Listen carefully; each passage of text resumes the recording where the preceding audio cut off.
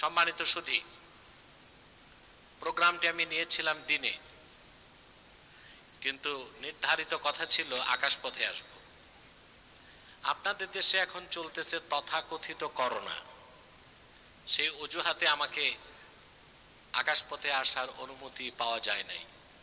কোথাও যেতে পারছি না বাংলাদেশে, সড়ক পথেই যাচ্ছি দিনের মাহফিলে।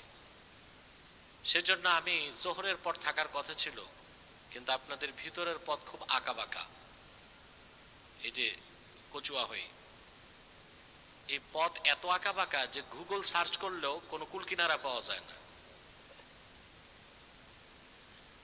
এবং এখানে এসে গুগল ফেল করেছে বাংলাদেশে।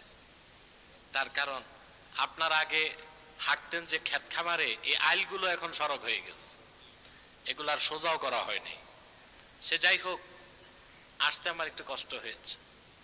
কষ্ট হলেও আপনারা এত মানুষ, আলহামদুলিল্লাহ, শুধুই আল্লাহর কোরআনের ভালোবাসায় বসে আছেন। আপনাদের এই হাস্যোজ্জ্বল চেহারাগুলো দেখে আমার দুঃখ দূর হয়ে গেছে, আলহামদুলিল্লাহ।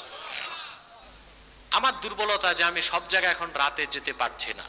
আপনাদের বাকরনগর আসতাম প্রতি বছর একবার। বাকরনগরের লোকগুলো রাগ করছে আমার সাথে, আমি কেন রাতে প্রোগ্রাম নিলাম না। বাকরনগর না, বাকরপাড়া, ঠিক আছে। হ্যাঁ হ্যাঁ, বাজনা খালো তো দিনেই দিয়েছি আরিফ তোমাকে, আগামী ডিসেম্বর দিনে। যেভাবেই আসি, হেলিকপ্টারে আসি আর নৌকায় আসি আর ট্রাক্টরে আসি, আসবো ইনশাআল্লাহ। কথা বুঝতেছেন? নইলে পায়ে হেঁটে আসবো, আল্লাহ তৌফিক দিলে ইনশাআল্লাহ। এটা বাকরপাড়া।